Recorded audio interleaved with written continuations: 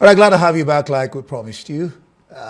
Let's have this conversation with Fred Agbedi, PDP caucus leader in the House of Representatives, on affirmation, is it adopting Jonathan as their faction's presidential candidate.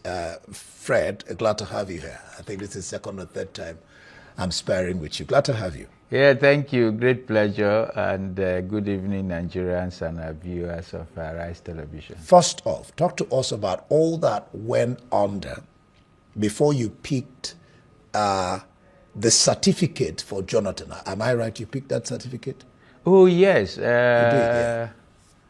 I was given the mandate, to pick the certificate on behalf of Mr. President Goodluck Ebele Jonathan, for onward transmission, which, the party will, at the due time, organize an appropriate handing over ceremony. So it's not just as if I was to take it and take it to him as a single individual or because I'm the leader of the PDP caucus. No. However, let me clearly say that I'm miffed for what I saw from sometime last night, to part of today. It goes to mean that this administration has further shrinked the political space in a democracy. It's very saddening, heartbreaking, for me to see what I saw today. What did you see? In the Fourth Republic, of the Federal Republic of Nigeria. The PDP had the venue where it had proposed to hold a convention today, the 30th of May. And to a staggering surprise, last night, that venue was taken over by Nigeria's police force. Maybe be the FCT police or whatever, but Nigeria just have one police force, And we're shocked that they locked the venue of our convention. They blocked the entire road from the left, from the right. They disallowed Nigerians access to that road, and in fact disallowed the PDP access to a venue that they are officially transacted, to hold their convention. The good thing is that the People's Democratic Party and our leadership and the supporters and members of the party stood their ground, that this idea of shrinking the political space, that Nigerians and politicians must ensure that they have vigilance over the political space. And if not that the PDP leadership and politicians were vigilant, today the convention would have been aborted. And in a democracy, yes, these are very ugly signals, very bad signs, but the people must rise to resist it, and that's what the PDP did.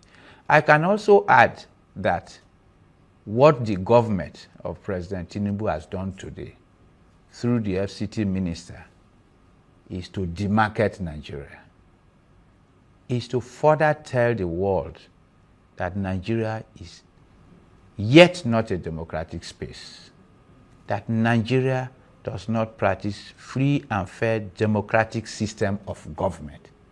Because this ought not to have taken place today. I was going to ask you who, because you called President Tinubu, he wasn't there. Who locked the place? Who locked? And where did he eventually even hold the convention? Who locked the place? I mean, who locked the place? I mean, just asking the question. Who locked? It's not a matter of calling them. So who locked the place? The Nigeria Police Force is an agency of government. Yeah. Is that not right? Yeah. And who is head of government? In Nigeria, President Asiwaju Bola Tinubu is the head of government. Did they say where they locked it? Within the FCT, Yeah. the minister of FCT is in charge, the head of government. And so, in a properly structured democratic system, if your appointee is taking an action that is against the tenets the flourishment of democracy, then of course the boss is supposed to say, no, my government will not allow this to happen. All right, and so when you take your eyes off the ball and allow it to flourish, allow it to happen, then it means that you sanctioned it, you approved it. And that's what I'm saying. Let's move the conversation ahead. You, like we said before, we've identified that you picked the certificate. It's funny though to some people when you hear discussions. I mean, NRM held their convention. A woman emerged. We just watched the affirmation of Peter Obi for the NDC, and of course we watched that of ARM, Sheyi Makinde, NRM.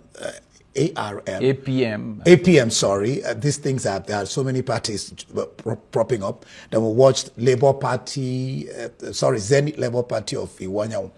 But it's funny that in all that is playing out, Jonathan himself wasn't there. And Jonathan, too, hasn't said anything thus far. Beautiful. I thought that the first question you wanted to ask was, if all these other parties had their convention, okay, no hitch. Why the PDP? You know, and that is the issue. PDP is the Fourth Republic. The Fourth Republic is PDP, one of the oldest parties that you can describe as one of the parties that made democracy what it is in Nigeria today is the People's Democratic Party. And so when a well-orchestrated action is taken to frustrate PDP, it goes to mean that that is deliberate to ensure that they kind of reduce the competition space Let me rephrase my happen. question. Yes. In some quarters, the discussion is, how can this faction of PDP be adopting Jonathan, who isn't saying anything at all, as to whether he will contest or not? Why is he not showing up as saying anything? Okay.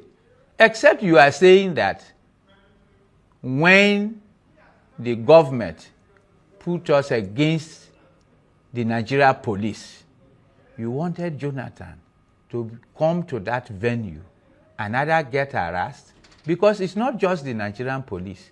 We were pitched against the Nigerian police, and thugs that were sent to come and unleash terror. But if you're going to lead a movement, you have to show guts and be in front of the movement. But this one, it seems like Jonathan is hiding behind people like you to fight the battle for him. Oh, and it's strange. Interesting. That's a good opinion. But let me tell you, and let me correct you.